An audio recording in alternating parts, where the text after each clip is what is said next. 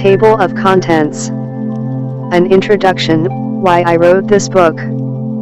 Secret 1, There is no fixed sequence for manifesting. Secret 2, It starts with an intention. Secret 3, The intention must be clear. Secret 4, Getting rid of automatic counter-intentions. Secret 5, The faster you let it go, the faster it comes. Secret 6, What is real, anyway? Secret 7, Stop trying to figure things out. Secret 8, How to speed things up. Secret 9, Silence the reasoning, rational mind.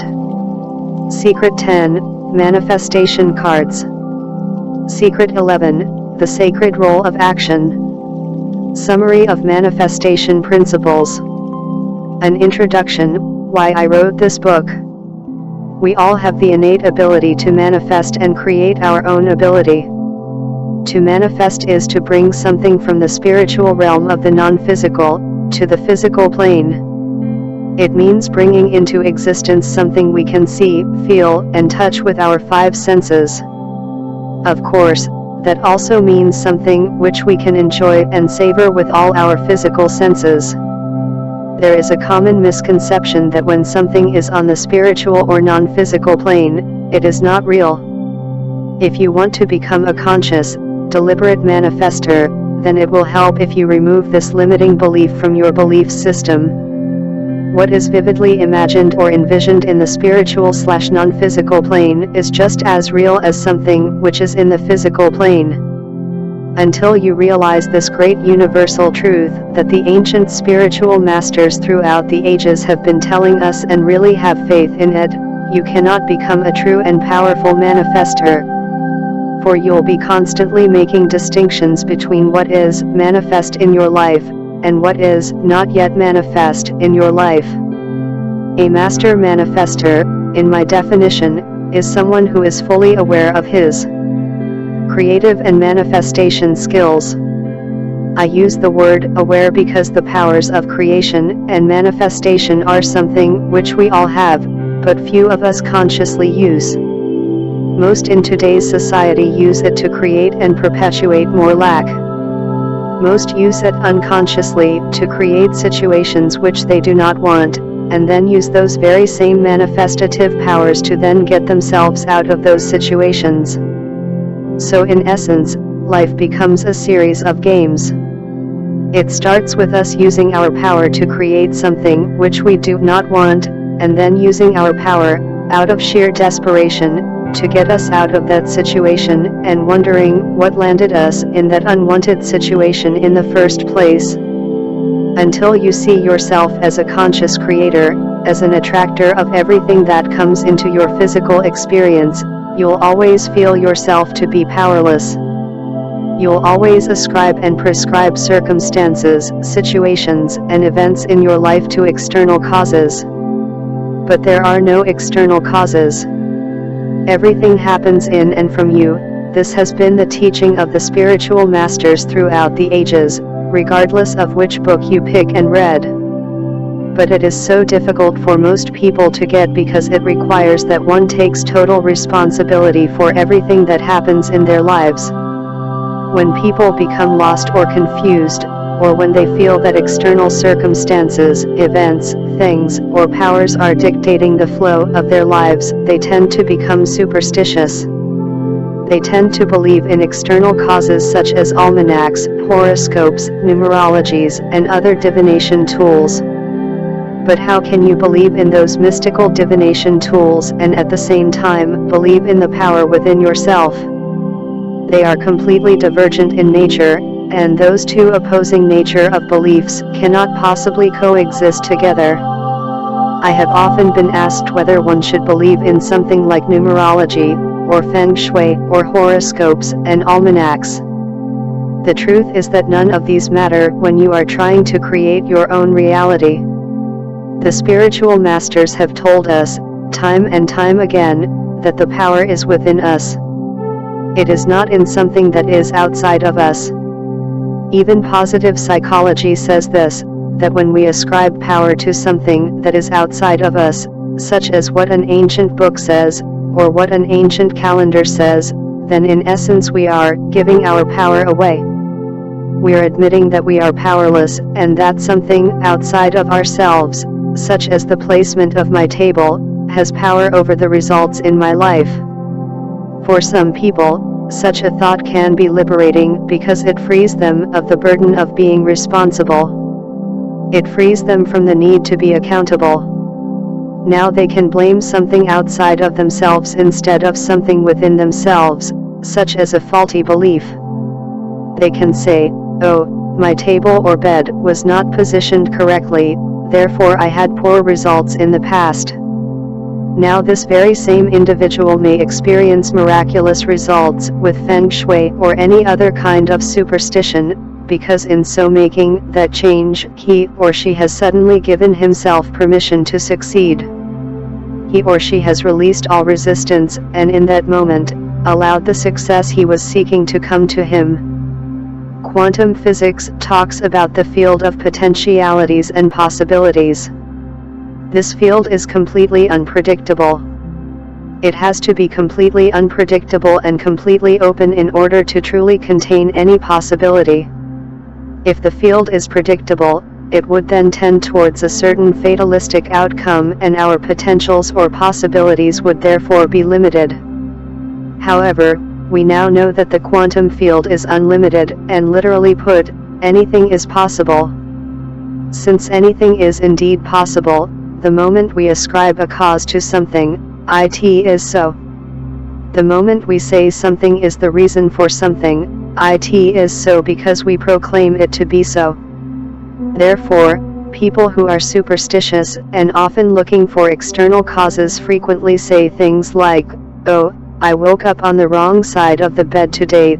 Therefore, now recognize that when you say or even think something, you are not saying those words to a field of nothingness. You are saying those words out loud to the field of quantum possibilities that literally surrounds you. It is just that our five senses cannot accurately perceive this field yet. So when you ascribe a cause to something, and make up your own reason for something, it literally becomes so. The belief becomes reality in your world and literally perpetuates itself. Back to the question of whether lucky charms and superstitions work, they do. They work exactly because of the principles we have touched upon earlier. They work because you proclaim them to work, thereby collapsing the quantum field of possibilities, where anything can happen, into a particular outcome or certainty. From that particular outcome or certainty, you then attract and gravitate towards a smaller subset of outcomes or certainties until things line up exactly the way as you imagined or intended them to be. Enough for you to look at all the evidence and say, "See, I told you so." So therefore, if you have a strong, underlying belief that wearing black is unlucky and you believe in it strongly, it would be unwise for you to go against it, for in your current belief system, you have collapsed all the possibilities, including one of black being lucky, into a certain predestined outcome. And your reality, events, and circumstances from that point onwards will match that. This is the role of lucky charms in your life.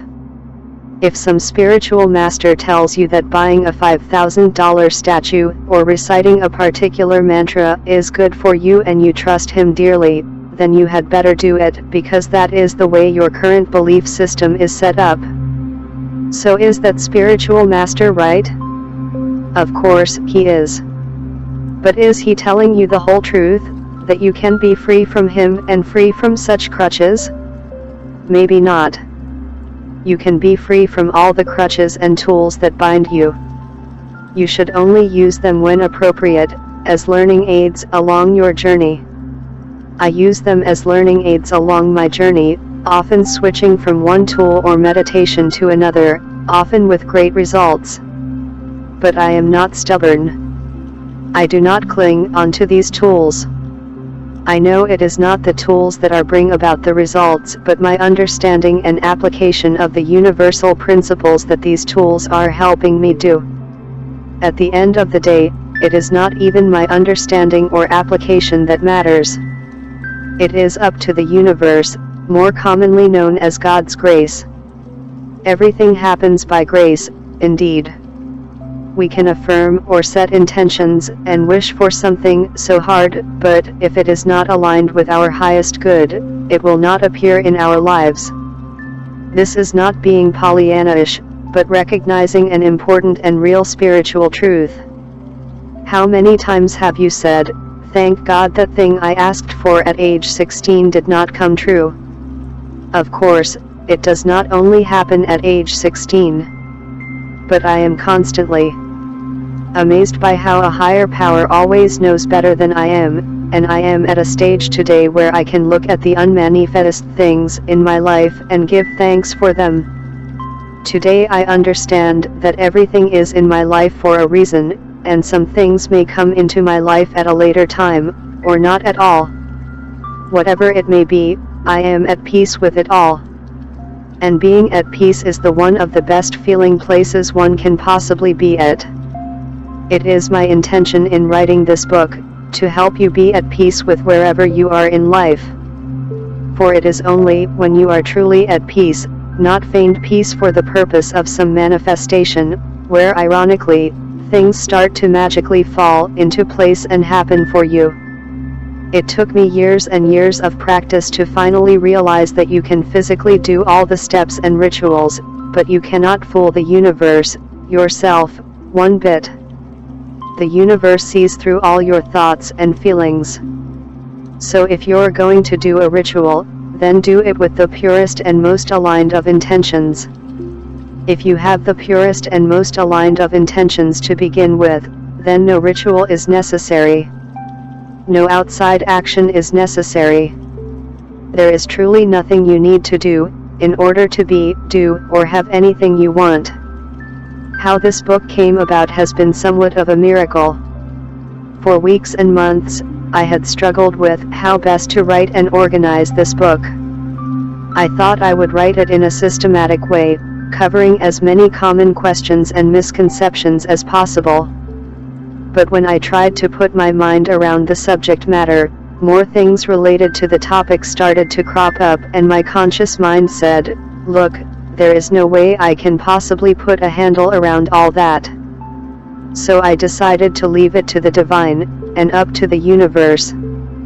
This is a very important principle, not only in manifestation, but also for creating everything else in our lives. For every single moment of our life is a moment of creation. Every moment is a moment of manifestation. We are constantly molding and forming and shaping energy with our thoughts, feelings, words, and deeds. So how should writing a book be any different? Just this morning I was in the shower, and I suddenly had an inspiration to write a book in this particular manner. Forget about covering all the common questions. Forget about using a step-by-step approach. Forget about worrying or trying to write the perfect book on manifestations, my inner voice said. Instead, write it in this way. Write it like a handbook, give the secrets as you know them one at a time, take yourself out of the equation, and it is done. And with that, I trusted and started writing. Secret 1. There is no fixed sequence for manifesting. There is no fixed sequence or way to manifest anything. Our bookstores are filled with books and audio programs, one after another, telling you that they have discovered the latest secret or techniques for manifesting something. I used to buy into all of those, and you might have too. It took me more than 10 years to finally realize that the plain truth has been staring at me in my face all the time. There is no fixed sequence or series of steps for manifesting anything. What works is what works for you. And the sequence is different for every individual on the planet, because it is unique. It is funny, but I have heard so many law of attraction success and failure stories. Some people tried the steps and had instant, almost miraculous manifestations. They hit the jackpot right away. Some others try the same series of steps and get nothing. I must not be doing something right, they say, so they buy more books and attend more seminars in an attempt to find out where they have gone wrong. They have not gone wrong. All they have done was to try out a series of steps that did not work for them. And all they have to do now is to find a series of steps that works for them. Chances are, the right manifestation sequence of them is not going to be word for word, something recommended by a teacher out there. It is probably something they have to experiment with to find out just the right recipe for them. I am constantly amazed by the individual differences, and how much uniqueness we bring to this planet. No two individuals are the same. We all have different preferences, we like different foods, we even look different, we have different sleeping habits. So why should all of us use the exact same manifestation steps? Why should there be only one right manifestation techniques, or even just a handful of right techniques prescribed by the gurus out there? The great spiritual masters certainly didn't just teach a rigid series of steps. Yes, they certainly had broad principles that provided some kind of a framework, but our individual idiosyncrasies means that you have to do some tweaking to find what works for you. I approach deliberate creation and manifestation as somewhat of a game, and not a chore. I do not keep score based on how well I have followed all the steps, because I know that the suggested steps may not always work. But I am open enough to try anything that comes my way. So sometimes I'll add things and change things around according to my fancy, and then observe the results. The results have been really fascinating to me, and is positive proof that all this stuff works. For example, there have been many instances in my life where I just had the mere intention of having something. It was more along the lines of, wouldn't it be nice if I had underscore.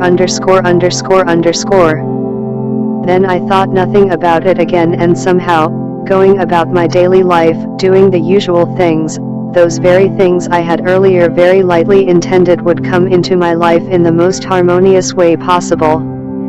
I had wanted a mobile phone charger for my car, as these latest smartphones were always running out of battery before the end of the day. Isn't it nice that these ancient manifestation techniques always work and still work in the age of smartphones?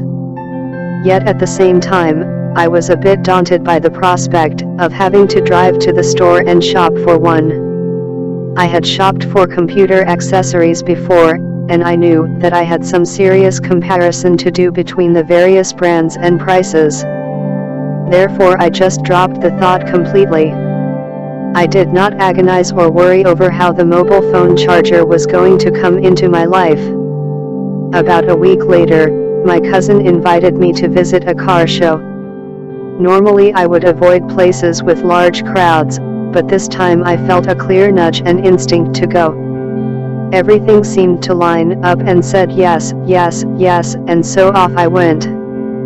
I went despite rationally knowing that there was nothing I needed there. At the show, I bought a pair of excellent windscreen wipers, at half off their regular price, and along with that purchase was a free gift, a mobile phone car charger. 2 wishes fulfilled without me having to do anything extraordinary or go out of the way. I tell the above story to illustrate a point. In this case, I did not religiously go through all 3 or 5 steps of the manifestation process. I did not write down my desires and visualize them fervently. I simply had a very light intention, let it go completely, and it manifested in my life shortly after. I am sure you can find many other similar examples in your own life. If this is the case, then it certainly means that you are not only a masterful manifester, but it also means you're free from the need to follow any sequence or series of steps. Make up your own sequence and tweak it as you go along. Life is meant to be fun. Notice what has worked for you in the past. For me, I notice that when I state intentions in a certain way, things have happened for me. And that when I state intentions in another way, things do not seem to happen so easily for me. So what I do is that I take the first instance and study it, to see what lessons I can glean from it. I take all my successful manifestations and ask myself, what's common about all of them? In asking myself this question, I focus on how I was feeling at that time, not so much of the things I did or the nature of objects that manifested.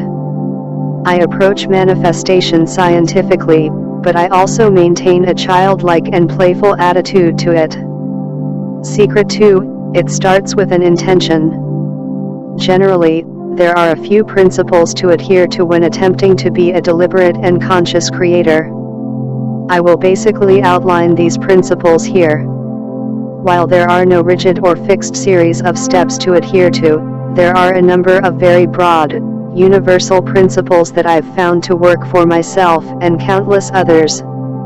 The reason why these work is because they are aligned with the laws of the universe, and the basic fabric of how things operate in our universe.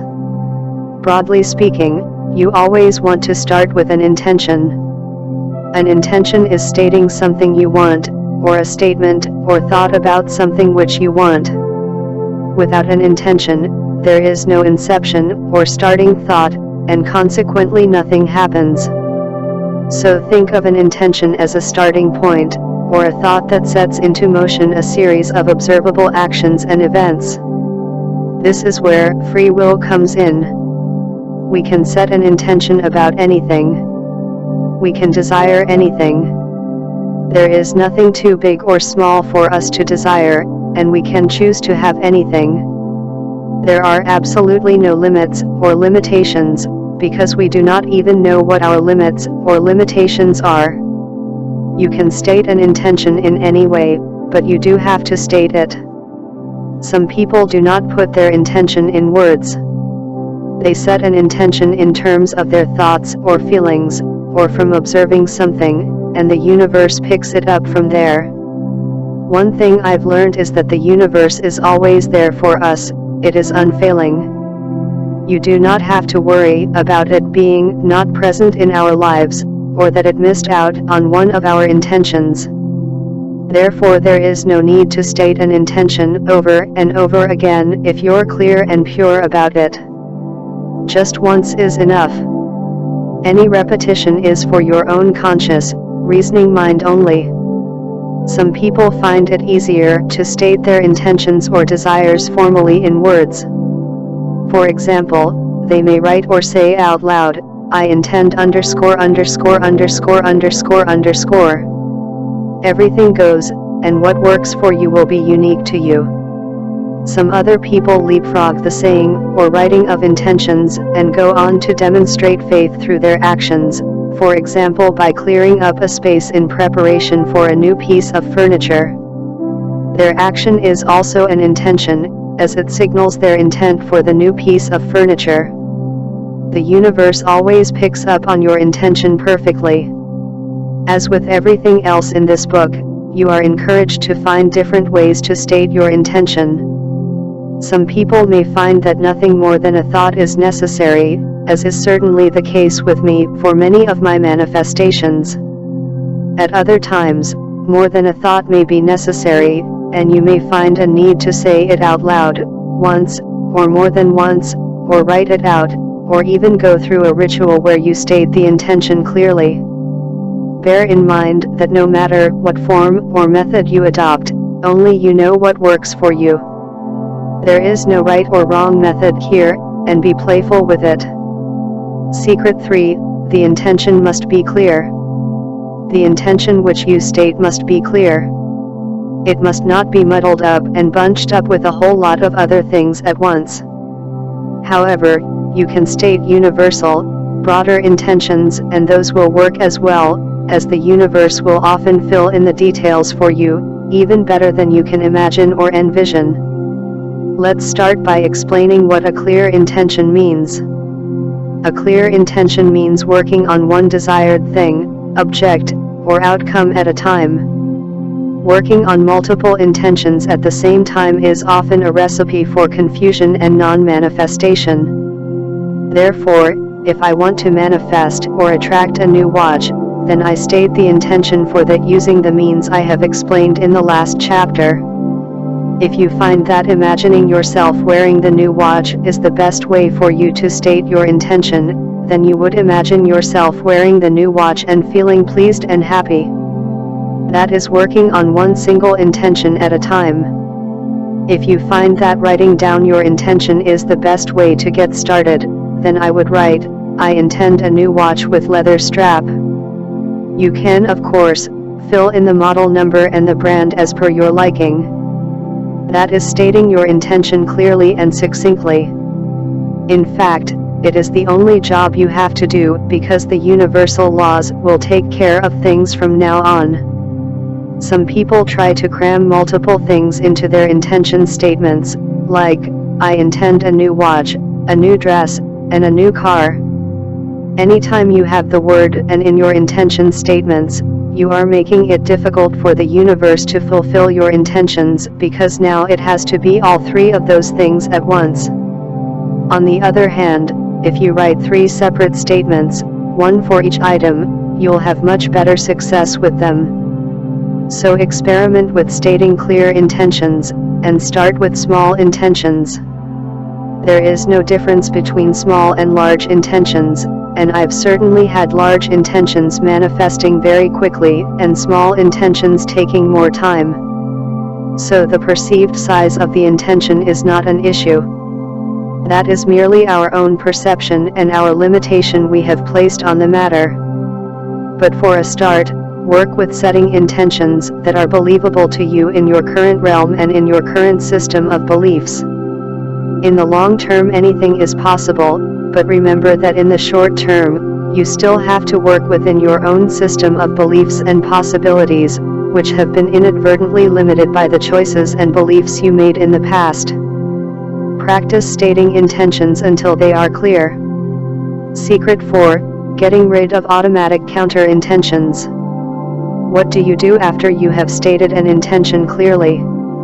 You generally want to make sure that there are no counter-intentions, or that there are no negative thoughts or feelings that contradict that intention. This in itself takes practice and is something people find difficult to do. People often ask me, well, if manifestation is really as simple as you say, and we simply have to think about what we want, why is it that more people are not doing it, or why is it that we still have to work so hard?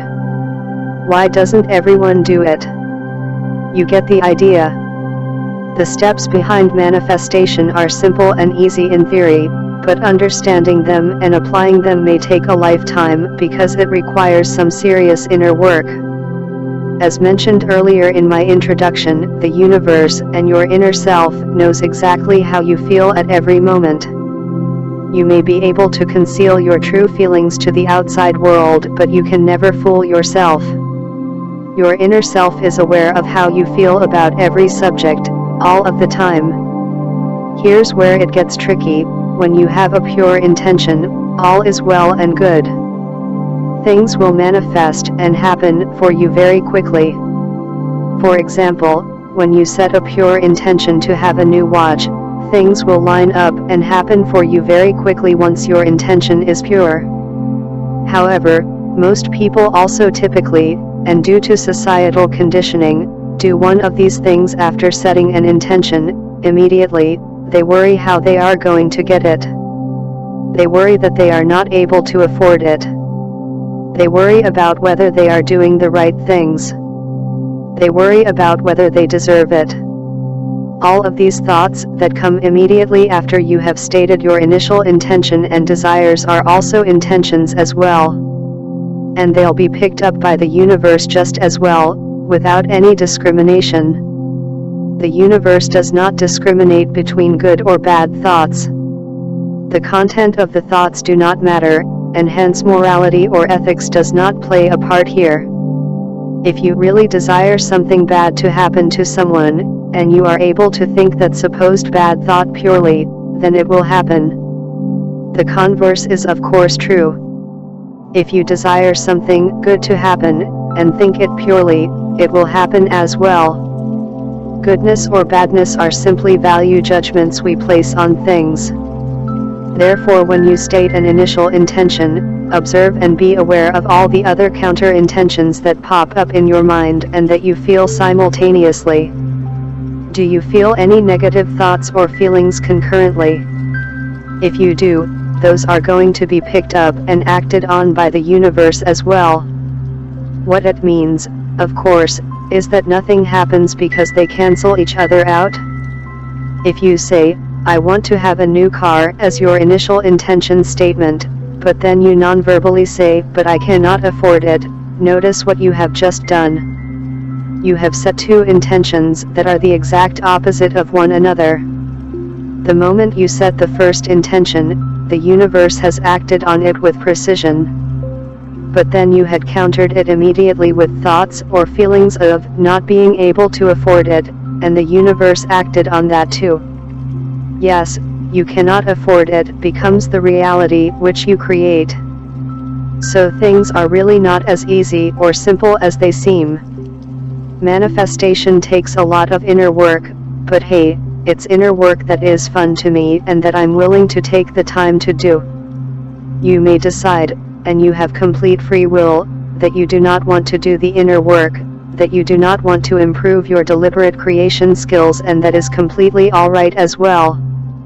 The key here is to train yourself to state an intention purely, without any negative or impure thoughts that may taint it, as all of those feelings and thoughts, as a whole, are also picked up by the universe. Therefore, I encourage you to start with something small, like the case of the mobile phone charger.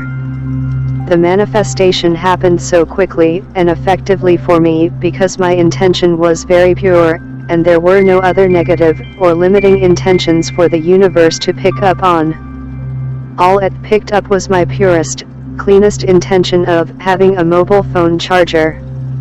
Had I gone on about how I was unable to afford a mobile phone charger, or that they were in limited supply, I would have thrown all of those into the manifestation mix as well, which would then have to be sorted out. What have you thrown into your manifestation mix? Usually, the things that we have been struggling for a long time take such a long time, precisely because we have so much garbage thrown into the manifestation mixed bag. We have so many loaded desires and intentions that tag along with the original intention, whereas if we are able to find a way to think of that original intention purely, it will come very fast. The great spiritual teachers Abraham Hicks say, your vibration doesn't have to be strong, it just has to be pure. You don't have to think about something over and over again. You just have to think about it purely. You just have to not contradict it with your own vibration. Secret 5, the faster you let it go, the faster it comes. So what do you do after you have stated an intention purely? Do you have to keep repeating it? If you have read until here, you'll know there is nothing more you have to do. Once is enough, and your request is now acted upon by the universe with mathematical and formulaic precision. I know, because I have experienced it countless times in my life, and I'm sure you too have a deep understanding and recognition that this is also true in your own life. We mentioned in the previous chapters that the universe is impersonal. The universe does not care what you ask for, or what thoughts you are thinking. You may be thinking or rehearsing positive thoughts, and the universe picks up and acts on them. All is then well in your world.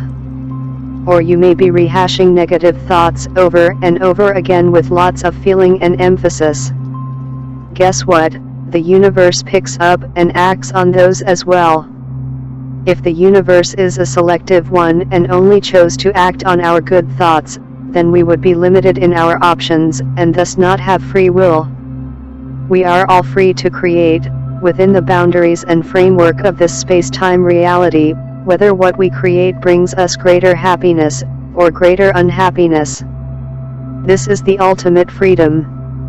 Therefore, do not wish that the universe only act on our positive thoughts, neither should you wish that you live in a universe where negative thoughts do not arise. The universe cannot, and does not choose for us.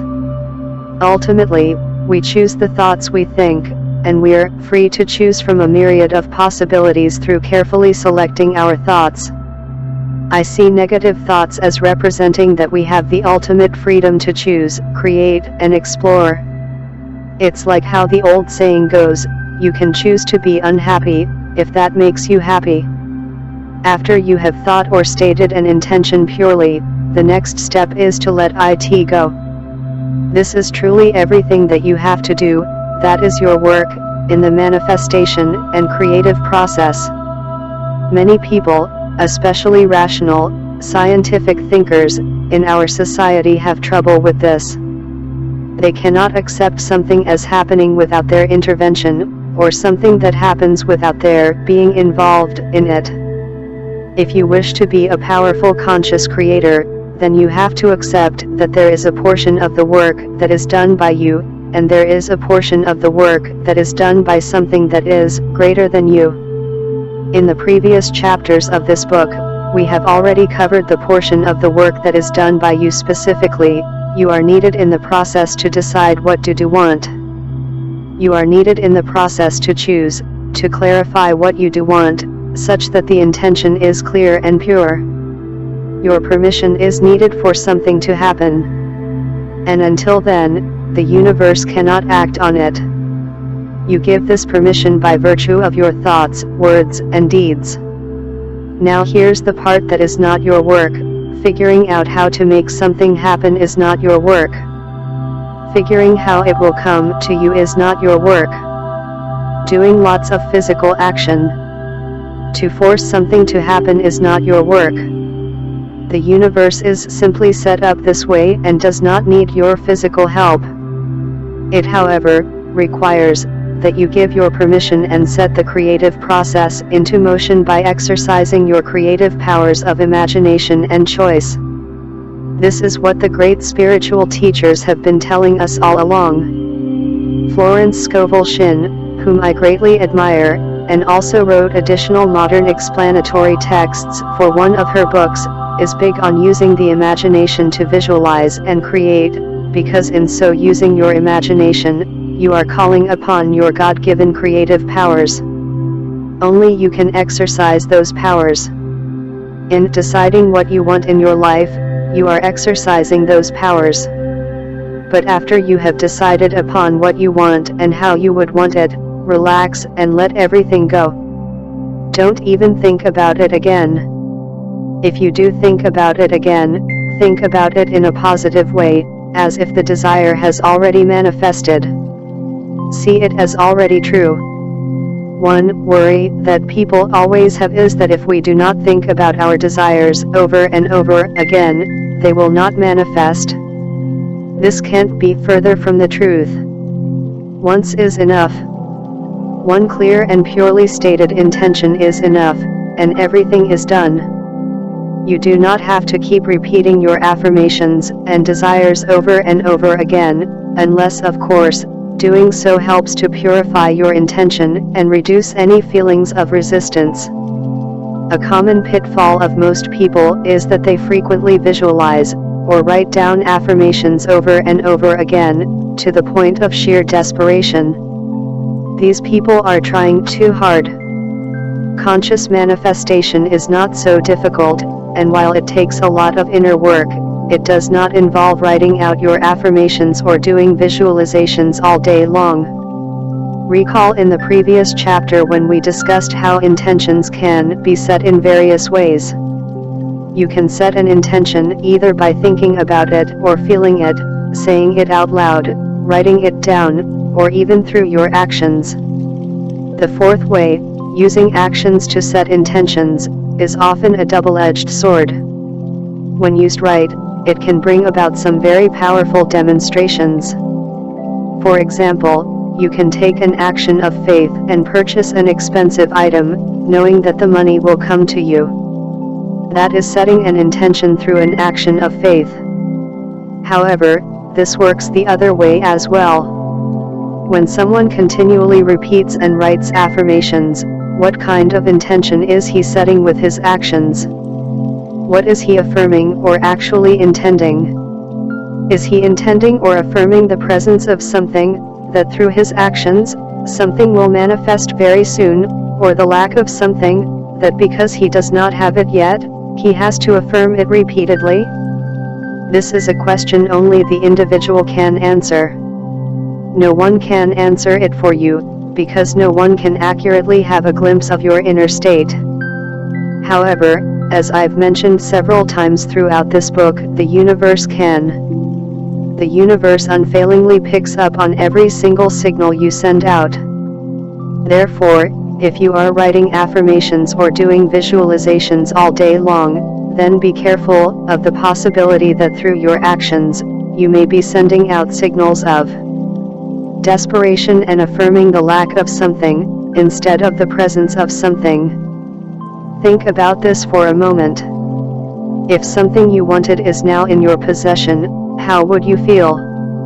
If you are now driving your dream car, or in possession of something which you desire, would you still be writing affirmations stating, I now have .. or I now drive .. That would be totally absurd. You have something, and it's yours, and that's the end of it. It would be real to you. Now here's the secret: bring that feeling of reality to the present moment. Not somewhere out there in the future, but into your present moment, right now. Don't think of it in terms of something that is unfulfilled, or something that is still out there, which you still have to get. Think and talk about it in terms of something happening in your reality right now. If you have the item right now, how would you behave? If you have the item right now, how would you feel? What would you be doing? Would you be giving thanks, or would you be writing affirmations that you have that item? This is a very important principle to get, and once again it provides ample opportunities for practice. Practice taking something that is real in your life right now, that you currently have. Feel what it is like to have it. Then take something that is not currently in physical form, something you want but only exists in energy at the moment. Feel the difference in how you perceive the two items. Switch back and forth between the two feelings, or representations, until there is no difference between them, or make the unmanifest item feel as real as the real one. Do so until you feel no distinction between the two. You would have truly let go, completely, and it would come very fast. Secret 6, what is real, anyway? In the introduction to this book, I made the rather cryptic statement about how everything is real, whether it is manifest or unmanifest. Things that are manifest are those in our physical plane, things which we can touch and feel and sense with our 5 senses. Things that are unmanifest are things that are in our spiritual, non-physical, plane, things that are not yet manifest in reality. Do you make a strong distinction between these two groups? Do you frequently talk about how certain things are manifest and real in your life, and how certain of your desires have not manifested? I encourage you to blur the lines a little, because once you do, then things can certainly get a lot more fun and exciting for you. Let's suppose that you are looking to create a new car. It doesn't matter what you are trying to create, but for purposes of explanation, let us use the common example of a car. Suppose that you are so in love with this car that you have created it in your mind and visualized it in great detail. You know what color the car is going to be, you know what trim it is going to come in, how the engine sounds, and even how it smells like. Now suppose someone comes along and asks you a question about this car. Do you think you would be able to answer them? Of course, you would. You would be able to speak about this car and describe this car in as much detail as you would a real, physical car. So what is real anyway? Is the car in your unmanifest reality, your imagination, any less real than the car in your manifest reality, your 3-dimensional reality? I would think both are equally real, because at any moment and point in time, you're able to access both realities equally. you have equal access to both cars, so to speak. Now of course some people may argue that the car in the unmanifest reality cannot be experienced with the 5 physical senses, but if you really think about it, that's as far as the differences go. Those are the only differences between the car in your imagination and the car in reality. So the line between your imagination and reality may be much more fuzzy than you think it actually is. Of course, the million-dollar question is this: what does it take for the car, or any other object, in my unmanifest reality to pop and create itself in reality?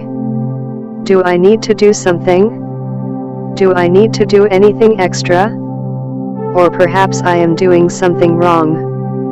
The good news is that once the car exists on the spiritual plane, the yet unmanifest reality, then it is on its way to existing in the physical plane, your manifest reality. Once the car exists on the physical plane, a version of it continues to exist on the spiritual plane. Manifestation, then, is the process of bringing that car from nothingness, through the energetic spiritual plane, into the energetic physical plane, which you can then perceive with your senses. Why is it important to know what manifestation, or creation is? I feel it is useful to work with a clear idea of what the creative process really is. The creative process is not something mystical or mysterious. It is certainly not magic or out there. We all possess the innate ability to shape and manipulate energy, and in fact we are doing it all the time. I am molding energy as I am writing these words.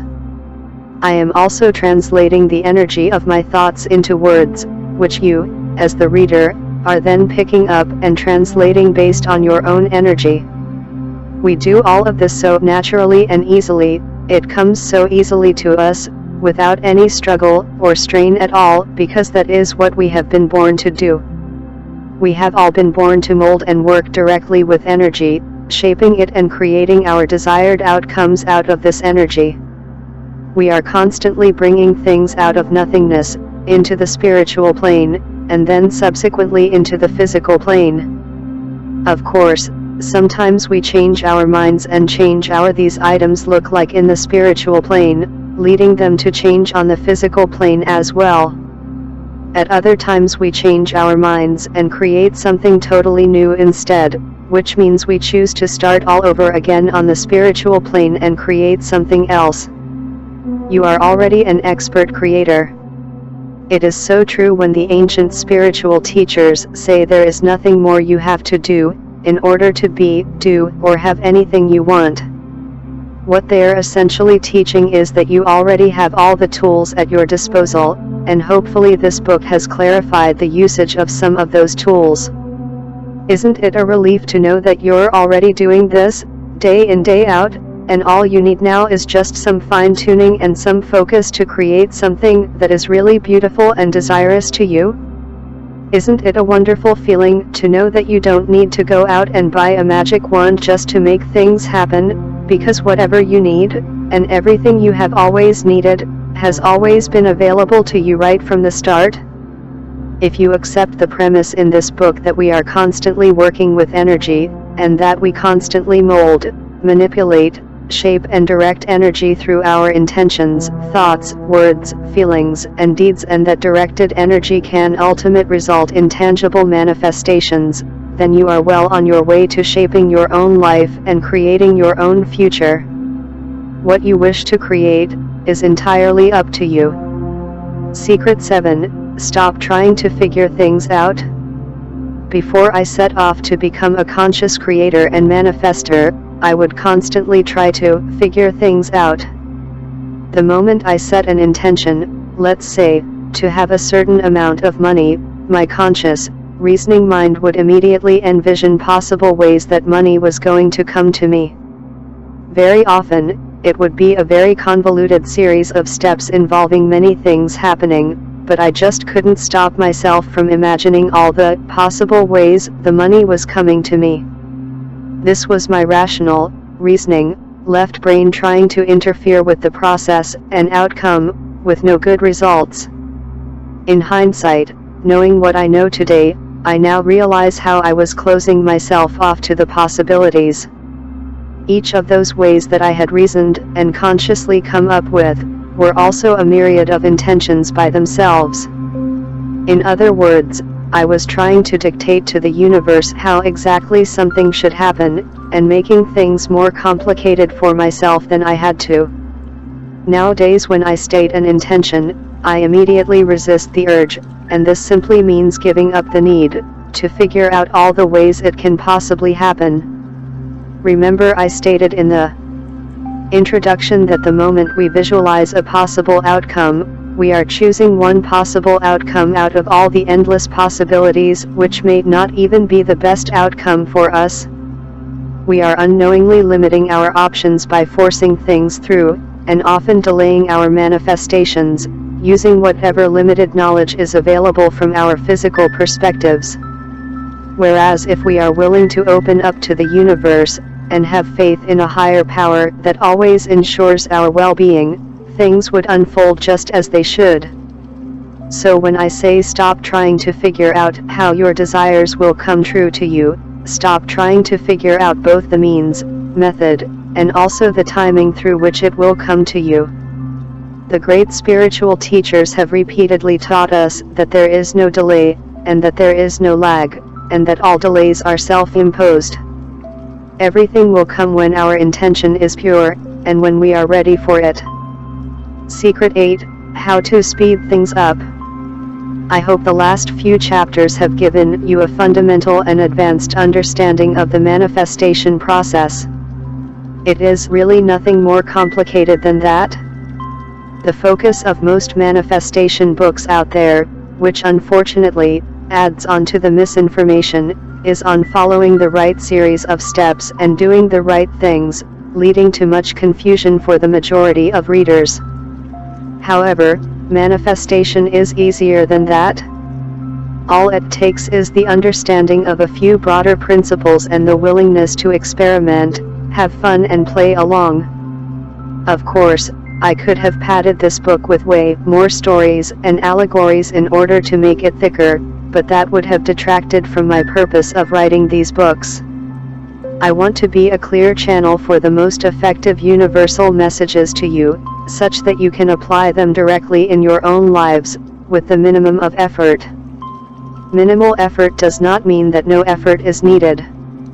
As explained, there is considerable inner work to be undertaken if you want to be a grand master at manifesting what you consciously desire. In my years of writing and teaching, I have not met a single individual who is totally hopeless at manifesting, reaffirming the truth that we all have the innate ability to create and manifest.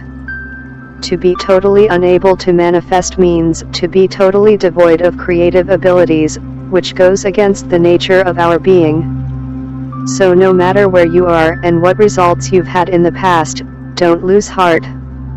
Maybe you are making it out to be more of a chore than you need to. Turn it into child's play, make it into a game. There are no rules apart from the broad principles we went through earlier, so make up your own as you go along and notice what works. Self-awareness is important here in spotting the patterns that work for you.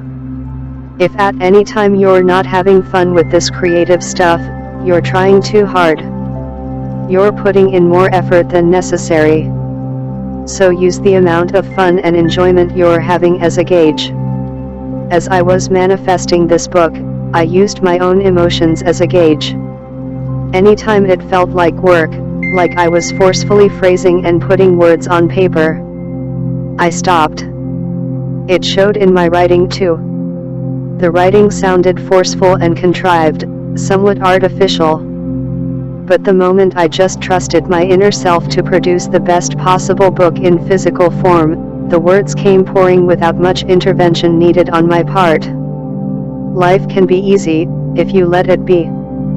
The quintessential question that I always get about manifestations and the creative process is this: how can I speed things up? How can I make things happen faster? Hopefully, if you have read until here, you'll have some idea about what the answer is going to be. First, understand and realize that there is no delay. The moment you ask, the universe answers. If, and this a big if, your intentions are clear. But if you ask, and then start wondering about how long it will take, or even start worrying or feeling impatient, then guess what, you're throwing your feelings of impatience into the whole manifestation mixed bag. And the universe is going to do its utmost best to give you that mixed bag, which may well end up to be more delay, and more reasons for impatience. That's why effective manifestations and deliberate creations seem to elude so many people. They do not understand that the very universal laws they are harnessing are working both for and against them, at the very same time. All you need to do is to strip out the portion that does not work, through your inner work. I can promise and assure you, and this comes from my own personal experience, that if you are able to think about an intention, about what you want, very purely, without any of the usual worries or negative thoughts, the thing you want will come very fast. The manifestation of it will seem almost instant to you, and it will shock you. But you can trick the universe into it. You cannot pretend to be not worried because the universe picks up on all of your feelings and thoughts. You must genuinely be unworried, carefree, and not give two hoots about whether and how your manifestation will come, then it will come. Neville can't be closer to the truth when he said, "Feeling is the secret," but there is much more that meets the eye when he said that statement. Neville was obviously someone who knew these ancient and irrefutable laws of the universe. What I would do, if I were you, is to prove it to myself using something that is seemingly small. I use the word seemingly because everything is a matter of perception, and big or small things are simply a matter of relative perception. Something may be big to you, but small to another person living on the same street. So it is all relative, and size absolutely does not play a part in the manifestation process. But for the purposes of this thought experiment, pick something small so that you stack the deck on your side. Pick something small and set an intention that you know you'll have very little counter-intentions against. Pick a subject matter where you feel very comfortable about, where there will be no negative or worrying thoughts. Then follow the steps in this book and see how natural, or even magically, that thing manifests for you without any seeming effort on your part. That is the true art of manifestation. And after you have done the process once and proven to yourself that it works, then you can do it over and over again. In time to come, if you're feeling a little more adventurous, you can then move on to subject matters that you don't feel so comfortable about, that you perhaps have some resistance about. For a lot of people, this tends to be money or finances. Pick something small and set a small intention within that subject matter, and then go through the same series of steps. Do your best to keep negative or counter thoughts to the minimum, and notice whether it works. Since you picked something small, there is a high chance it will work, and you would have truly mastered the creative art of manifestation. In fact, even without embarking on the experiment I have outlined in the previous 2 paragraphs, you can prove it to yourself in your life right now. Pick something which has always come easily to you, which you have always been good at. And then notice how, when you want that something, be it good grades, good results in a particular area of your life, or certain items related to that subject matter, that you always instinctively know how to achieve it. It is as if you were guided each step along the way towards your goal. That is the universe leading you, and it is you executing the moves of being a deliberate and conscious creator. Now you may say, "Oh, but this comes easily to you." But don't be so quick to dismiss it just yet. Sit and notice for a moment why it comes easily to you. What is so different about this topic at hand that is different from another topic that you are struggling with? Let me give you a personal example. I have always had great success manifesting good academic results. It came very easily to me, so you can say that is an area of my life where I do not have much counter intentions and negative thoughts about. For you, it may be another area. It may be good health, good athletic performance, good financial abundance, good relationships. It may be in several of these areas or even all of them, in which case you're an excellent conscious creator. Of course, the eventual goal of reading this book and practicing the principles within is to help you become a conscious creator in all areas of your life. Back to my example, I have always had great success manifesting good academic results, but I have not had as much success being good at sports. You can do this exercise along with me as you are reading. Pick 2 areas of your life, one which you are good at manifesting results in, and the other which you are not so good, still learning, to manifest results in. For example, some people are good at creating good health but not so good at creating money. The converse is true for other people, which fascinates me to no end because it truly proves that these laws work, it's just how you apply them. Think about the area of your life which works for you, where the results come fairly easily. Think about your attitudes in that area, and your beliefs in that area. How do you instinctively know what to do? What is the feeling when you want to achieve something in that area? I know that when I think about achieving good academic results, I never once worry about it. Deep down inside I have a strong and persistent belief that I can do it. There is almost a sense of relaxed confidence about the whole thing. I never once doubt my abilities in this area. Now when I think about mastering a new sport, for example tennis, I instantly feel, in my inner awareness, a shift of these feelings.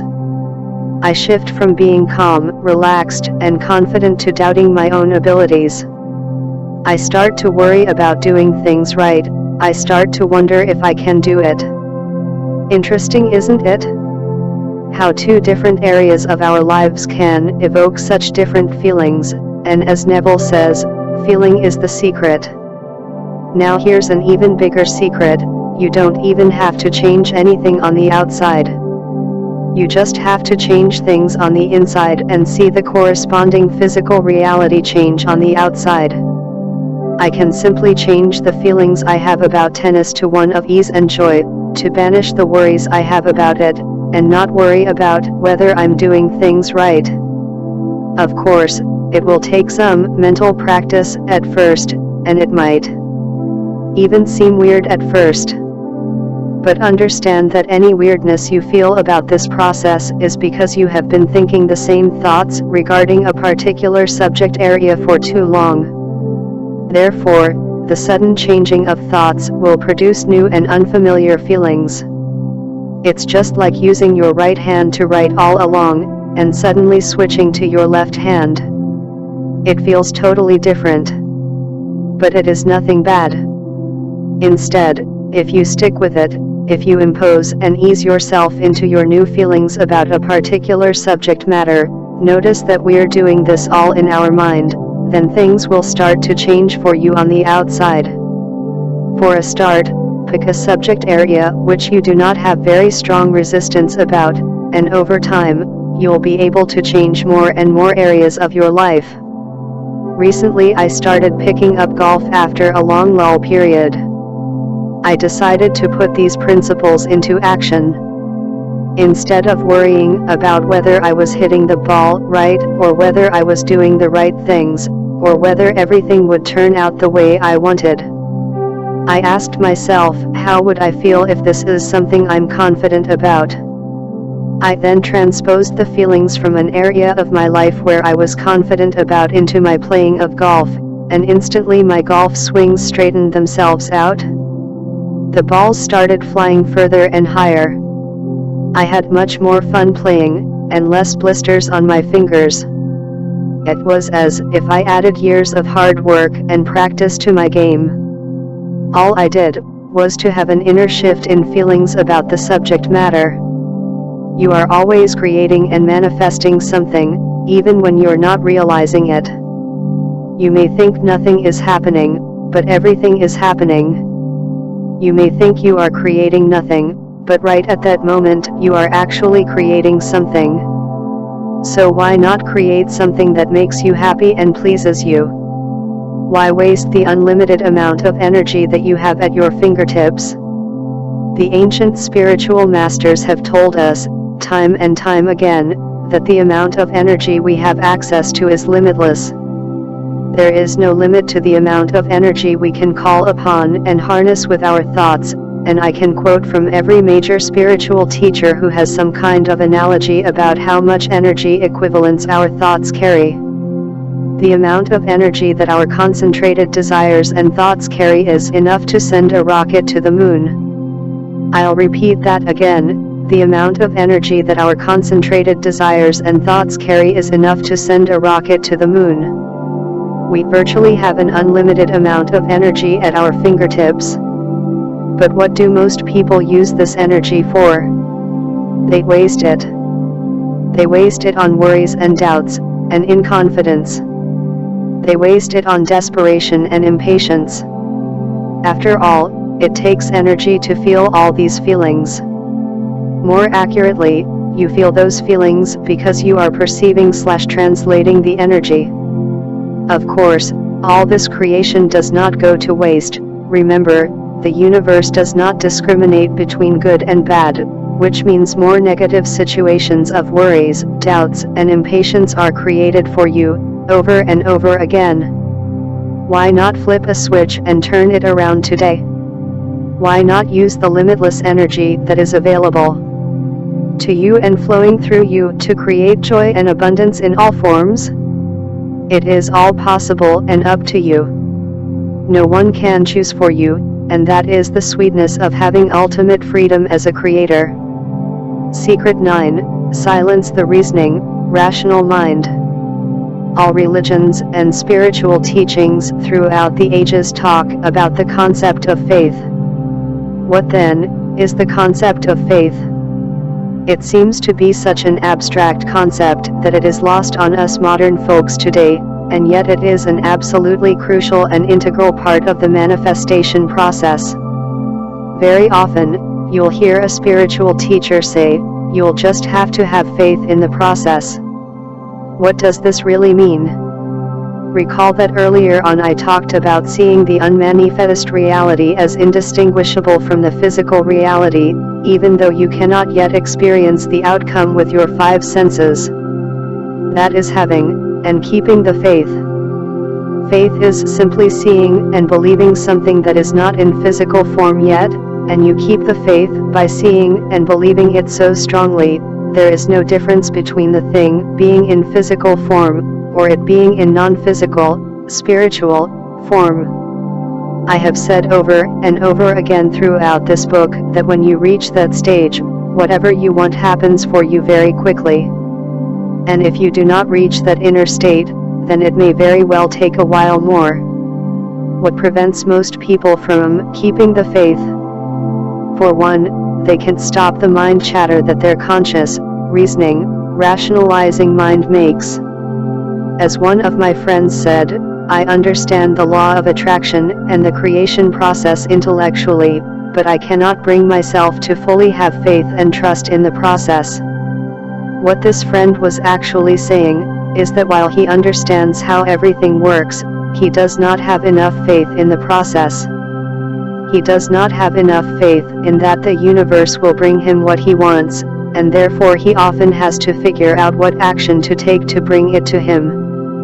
If you wish to speed up your manifestations or greatly ramp up your conscious creation effectiveness, then this is helpful to you. Silence the conscious, rational mind. Stop questioning, intellectualizing, debating, and wondering how something will happen, or what will happen next. Stop dictating that things will happen in a particular way, or in a particular time frame.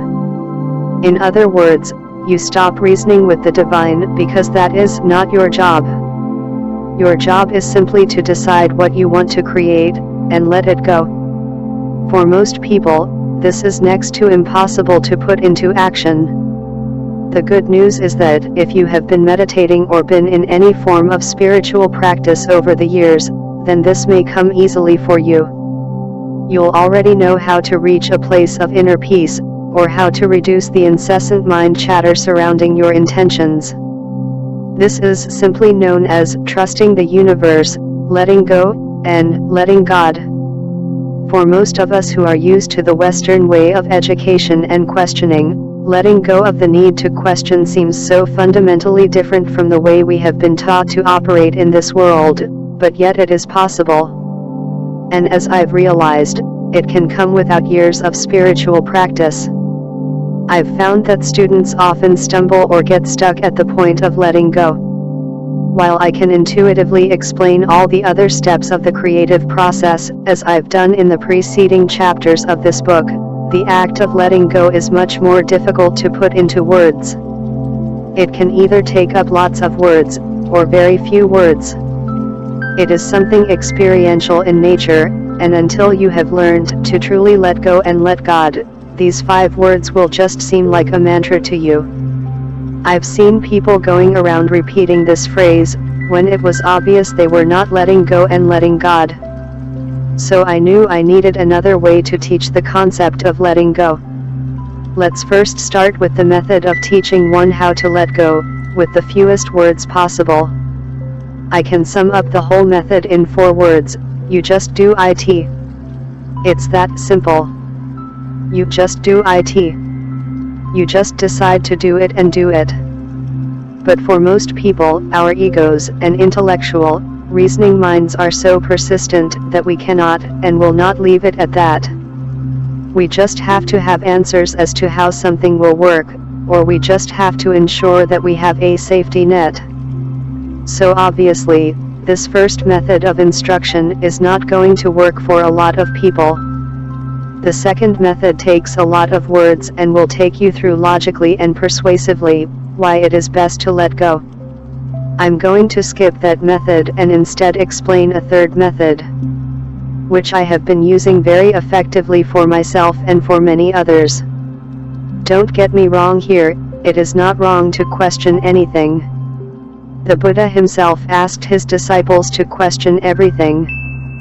For it is through the process of questioning that you arrive at the truth. Yet, the Buddha, or any other spiritual master for that matter, never questioned whether something was going to work for them. They just did it. They never questioned the veracity or validity of these spiritual and universal laws. They just used them. They trusted in them implicitly and totally. Correspondingly, it worked for them. This third method I've found to be highly effective for letting go is to simply engage or distract the conscious mind. In fact, it is so effective that you can skip years of spiritual practice and just do this directly, as I have found. Here's the gist of the method. What you do is that instead of attempting to silence your curious, rational mind, which is next to impossible, you engage and occupy it with something else. You let it do something else, and have some kind of a hook to wrap itself around and occupy itself with such that it does not interfere with the manifestation process. What this means is that you will increase your effectiveness as a conscious creator, because then your rational, questioning mind will not trip you up every step along the way. The way I do so is with the help of manifestation cards. I developed manifestation cards originally as a tool, and as a manifestation aid, for myself, after studying and questioning how the manifestation process worked. I'm not saying that your reasoning faculties are useless or unnecessary. In fact, without my reasoning faculties, I would not have been able to come up with this tool to help me along further in my manifestation adventures.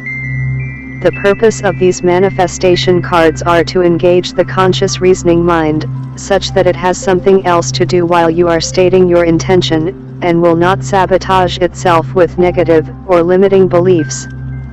Remember that the conscious mind merely knows its limitations, based on your past experiences.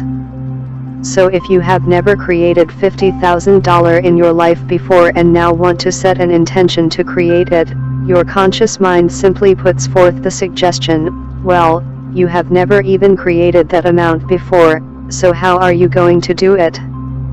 Let's start thinking of rational ways where this can possibly happen, and before you know it, it starts coming with ways where this might possibly happen. If you analyze all the possible solutions suggested by your conscious mind, you'll find that they are all based on one thing: what you currently know, your existing knowledge, and to a certain extent, what you believe is currently possible.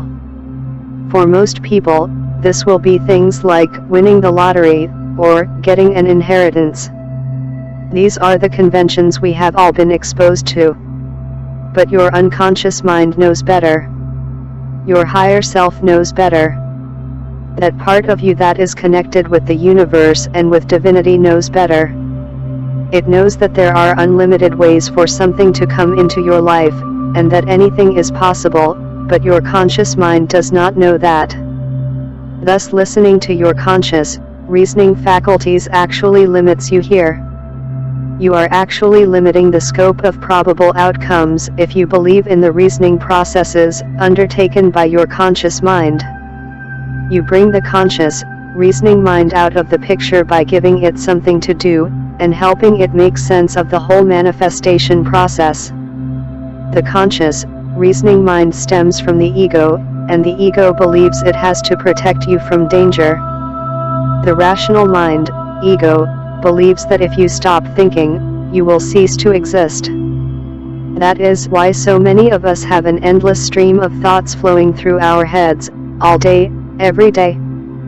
For most people, they have identified so much with their thoughts that they think they are their thoughts. They see themselves as inseparable from those thoughts, and those thoughts as who they are. If you asked them to completely stop thinking for even a minute, their egos get so terrified because they think they'll die. This incident happened to me years ago when I was meditating, and I was suddenly gripped with immense and profound fear. I had fallen prey to the mistaken belief that I would cease to exist and function as a human being the moment I stopped conscious thought. It seems amusing to me now, but the fear felt very real to me back then. Of course, all of that is untrue and merely one of the ego's ways to get us to agree with its rationalizations. The ego's rationalizations are nothing more than stories, and as I've mentioned in the introduction, when you believe in a story, you are simply believing in one version of reality and collapsing all possibilities into that one reality. In the next and final chapter, I'll talk about the manifestation cards process and how you can use it for more effective manifestations. Secret 10, Manifestation Cards. Manifestation cards are a tool to aid you with your manifestations. They are not a mystical, divination or supernatural tool of any kind. There is no power in the cards themselves, and the power arises from the way you use them. Because when you use these cards as suggested and play along with them, you invoke certain important universal principles that will aid you in your manifestations. Remember, there are no fixed rules. There is no fixed sequence to manifestation. Do and use what works for you. If this works for you and makes you feel good, do it. Otherwise, use another tool or invent your own tool. Over time, you'll find that you do not need any of these tools or aids, any more than you need your own intention and imagination. These tools are always here to assist. I created my own manifestation cards by taking a normal blank index or business card. On one side of the card, I write the following words. I intend underscore underscore underscore underscore underscore underscore underscore underscore underscore. I fill in the blank with whatever I want to create.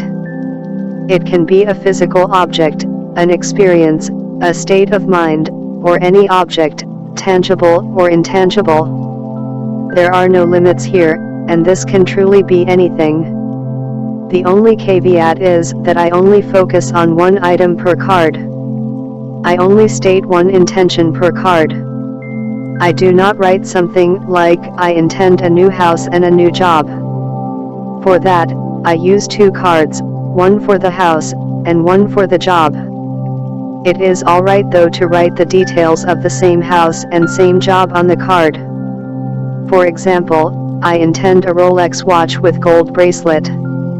It is alright to be specific about our intents, and to include as much detail as possible on the card without detracting from clarity. Next, I write the following sentence. I intend this or something better, for the highest good of all involved. The universe always gives us what we intend or something better, but this is some sort of an insurance policy for the reasoning mind. This puts the reasoning mind at ease, and it also illustrates an important universal principle. Very often, we do not know whether something we so fervently ask for is truly the highest and best for you. We may think it is the highest and best from our limited vantage points, but if we really manage to look at the whole scheme of things, from the perspective of the universe, we may then realize that it may not be such a good idea after all. Therefore, there are always limitations to our physical perspective. I can't even begin to tell you the number of stories where people asked for and insisted upon what they really wanted, only to discover after the fact that the universe had much better and grander plans in store for them. Therefore, the addition of this sentence is to signal your intention to be open to anything that is better, that is in line with the highest and best for you. And after this, I add the following 4 words, and it is so. These are 4 very powerful words. Let's take a look at what we have done here. You have stated your intention very clearly and succinctly. Remember that the universe always picks up on your intentions and acts on them. You then signal that you are always open to something better, and signal your desire for something to happen for the highest good of all involved. Because if you are going to get something, you want to make sure that it benefits everyone around you. Finally, you end off by saying, and it is so, which really means it is done. Your job is done. It is final and complete as you write those words, and there is nothing more you have to do. You truly let go and let the universe fly with your desire. You can see a sample of how a manifestation card looks like at www.manifestationcards.com. You can also read more about the science behind manifestation cards, including how I was inspired to embed various sacred ancient teachings into my own manifestation cards, which I use on a daily basis. The first time I used these manifestation cards, I had 2 intentions come true on the very first day. Things which I thought were difficult and were going to take some time, but they actually manifested themselves effortlessly, and all I did was to go along with them. After you write these manifestation cards, there is truly nothing more you have to do. The act of writing your intentions down on these manifestation cards engages the need of the reasoning, rational mind to do something. If you want to, you can carry the card around in your wallet and take it out from time to look at it. Each time you look at it, feel the feelings of the manifestation already occurring, and remember that there is no difference between something that is manifest in physical reality and something that is not yet manifest in spiritual reality. Everything is constantly moving through form, into form, and out of form. Or you can simply keep the card in your pocket and reach inside your pocket to touch and feel it once in a while. No one else has to know what you are doing, and doing so evokes positive and powerful feelings that the universe picks up on. I personally put my manifestation cards into a beautiful box after I have written them, knowing that I have sent a clear and strong signal to the universe and there is nothing I have to do. I also write a universal manifestation card, stating that whatever I put into the manifestation box will materialize for me. In this way, I am doing multiple layers of manifestations, and I know I am free to change my mind at any time. If I change my mind about something, I simply remove the corresponding card from the manifestation box and replace it with something else. Once again, all these rituals are merely for the purpose of engaging the conscious, reasoning mind and to satisfy the need to do something on our part. When in essence, a clear and pure intention is all that is necessary. But I have so much fun doing the whole process that I'm going to milk it as much as possible. If it feels good for you, keep doing it. Otherwise, stop. In the last section of this book, I'll talk about the role of action in the manifestation and creative process.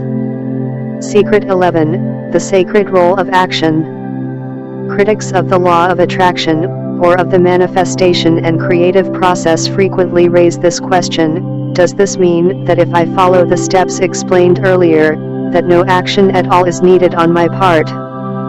This point of no action needed is frequently used to question the validity and soundness of the steps we have gone through earlier. This always amuses me greatly, because there is a great deal of action involved, even in thought. You would know by now the amount of inner work you have to do in order to reach a state of alignment. By this, we mean a state whereby your intentions are pure, and you feel totally at ease with your desires and manifestations. This is also a state where you feel a sense of relaxed calmness and positive expectancy, knowing deep down inside that what you want will come to you at the right time, and it is not your job to worry about how or when. Trust me, there is quite a great deal of action and inner work needed to reach this stage of letting go. As I've also repeatedly mentioned, when you finally reach this inner state of being at peace with everything, the things you want, on the outer, physical plane, will materialize very quickly.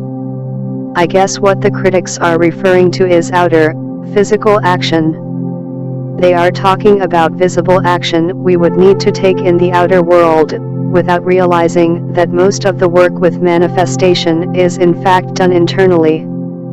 The inner work is all that you need to do, and any outer work, you'll be led to do. Let me put that differently, the inner work is mandatory, and the outer work is optional. You only do the outer work and take all the external, physical actions when inspired and led to do so. I call this taking the path of least resistance. When I state my intention clearly and let it go, I remain open to all possibilities. I am careful not to let my conscious thoughts interfere with that intention, so I am mindful not to get ahead of myself in any way. I know that the universe knows what is best for me, and I let the universe decide for me. This is truly what it means to let go. I let the universe lead and guide me, as to how that intention can materialize in my life. For example, when I state the intention for something new in my life, one of my first reactions may be to buy it outright. If that feels right for me, if it is the path of least resistance for me, then I go out and buy it.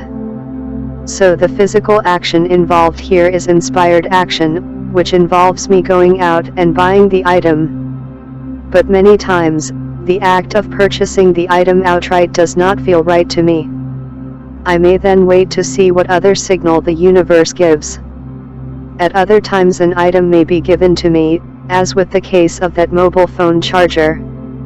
In other cases I have been led or gently nudged to go to a certain place, the library, where my eyes fell just on the right book at the right moment, giving me access to a rare book by a small independent publisher that would have been difficult to purchase. So the universe always knows the easiest and shortest way to your desires.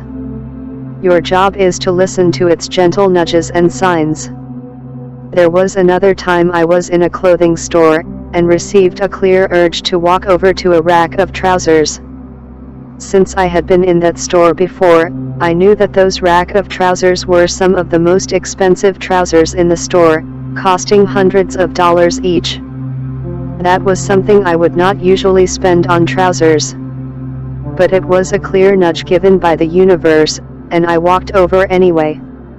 Imagine my surprise when I saw that the rack of trousers had been marked down, and were just $50 each. I left the store that day with a new pair of trousers, just as I had wanted, and a new, wonderful success story for this book.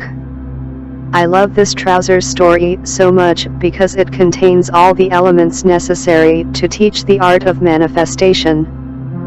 First, somewhere along the way when I first saw those trousers on a previous visit, I, unconsciously, set up an intention to own a pair of them. Remember, the universe always picks up on your feelings and intent, whether you are consciously sending them out or otherwise.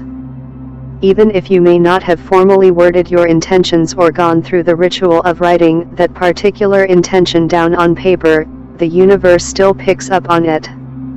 It does not discriminate though between good thoughts or bad thoughts. Next, since I let go of the intention and desire so completely, the universe had plenty of time to work its magic. When I was next back in the store, the universe sent me a nudge to check those trousers out, because at that point in time, it would have been the most expedient, effective, and harmonious way to get those pair of trousers in my hands, or on me. When you begin to think about the elements, the amount of physical action that must be taken to orchestrate something like that, you truly start to appreciate that things happen on a scale we can never manage on our own, physically at least. No amount of physical action would have allowed me to dictate that those trousers go on sale, and then for me to walk into the store at just the right window of time when the trousers were on sale to purchase them. It's mind-boggling, to put it simply. All of this offers a glimpse into the magnificent powers of the universe, and what happens when we choose to go along with it. As I travel further along my manifestation journey, I enjoy learning and sharing what I've learned with others. Nothing delights me more than having another person confirm what I've learned, and things still happen on a daily basis that amaze me. Just 2 months ago a book title suddenly flashed in my mind. Now I don't even know whether it was a real book title, but I received the book title along with a very clear inner nudging to read the book. I did a search of the title on Amazon.com, and found, to my half surprise, that the book existed. I ordered and read the book, and it solved a long-standing issue which I had in my life. If I had come across the book in a bookstore, I would have passed it up because the title did not seem relevant to the issue I was facing. It did not occur to me that the book would be the solution to my problems, since the title suggested something different. And yet the universe knew better.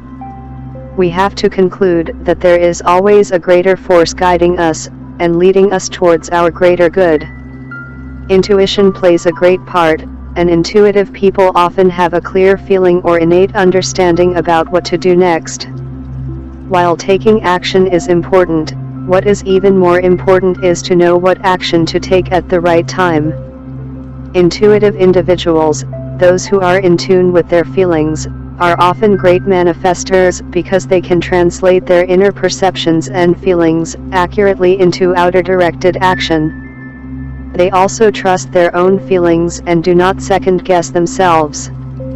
I used to believe that intuition was something we are born with, and that nothing could be done to change how intuitive we are. As I was fine-tuning my own manifestation process, I noticed a link between intuition and effective manifestation. I was even more surprised and delighted to discover that one's intuition could be improved through the use of binaural beats and brainwaves technology.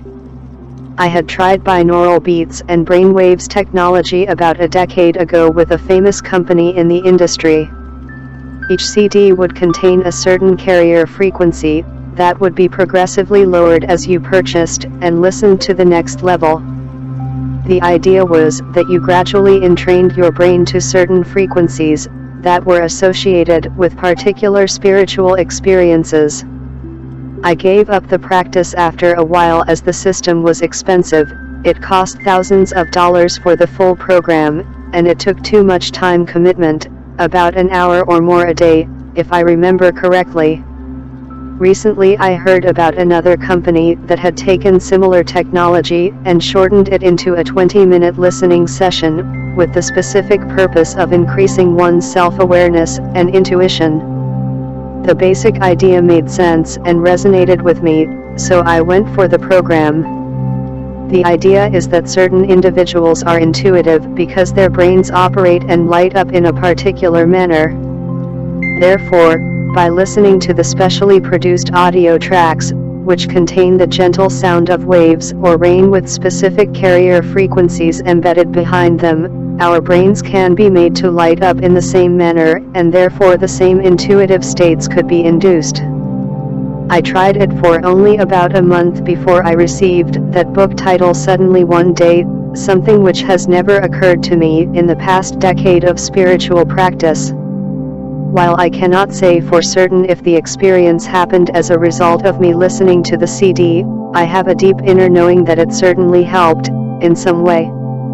If you are interested, the program is called the Infinity Program by the Imrama Institute, and more information is available at www.bandmanifestationsecrets.com/intuition. Note, this is not a product by me, although I wish I had invented it.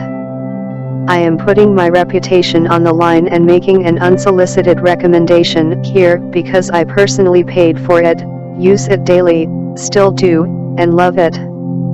I believe this product, when used in conjunction with the manifestation techniques outlined in this book, has the potential to create amazing results in your life. If this feels right for you at this point in your life, I encourage you to try it too with an open mind. Let's sum up what we have been talking about in this chapter. There is physical action involved in the manifestation process. But it won't feel like a chore, or drudgery.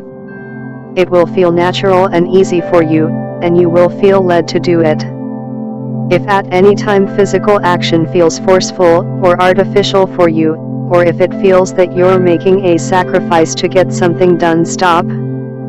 Because you're trying too hard. When it looks like nothing is happening, remember, that is when everything is happening. That's why physical action is sacred.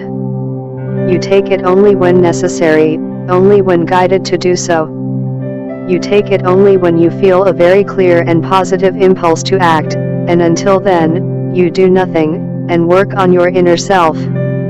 If you understand how action fits into the whole equation, you would have mastered the creative process. And it is so. Summary of manifestation principles. Why are these principles called secrets? They are secrets not because they are deliberately banned, forbidden, or hidden from public view. No one is keeping you from learning or applying these secrets in your own life. They are secrets because most of us, through societal conditioning and a belief in lack, have conditioned ourselves to ignore them, even though they have been in plain view all along. They are so obvious that they have become obscured. They are so simple that we have taken them for granted all along, instead choosing to suffer and create things the hard way through sheer physical action. Remember, once you learn what these secrets are, you'll always have a knowing smile when thinking about your manifestations, whether manifest or not yet manifest, because you just know, oh, what sweet secrets the universe knows. There are no fixed steps or sequence for manifestation. What works is what works for you. Feel free to play around until you stumble upon what works and creates results for you. Looking to copy the recipe of another usually leads to no results. It all starts with making a clear intention. You do not have to state your intention in words. Your intention can be in thoughts, pictures, actions, or even feelings. The universe picks up and acts on your every intention, good or bad, moral or immoral. It does not judge or discriminates. It acts on every intention equally. If your intention is pure, it will manifest very fast for you. By pure we mean untainted with negative, counter intentions or worries. If your intention is impure, or if you worry about how something will come to you or question your ability to have it, you are adding all of that into the manifestation mixed bag. The universe will then deliver to you that mixed bag, which is often nothing at all, since your intentions cancel out. If your intention is pure and you are at peace with yourself, then your manifestations will come really, really fast. If your intention is pure and you see no difference between what is in the physical realm and what is in the spiritual realm, then your manifestations will also happen really, really fast. Our reasoning, rational mind always tries to intervene by questioning whether something is possible. It does so through doubts and worries. We need to silence the conscious mind for effective manifestations. If silencing the conscious mind is impossible for you to do, then you need to engage the conscious mind like a small child. Give it a task to work on or something to wrap itself around while the universe carries out your manifestation. If this means making up a game to play, such as the use of manifestation cards, do it.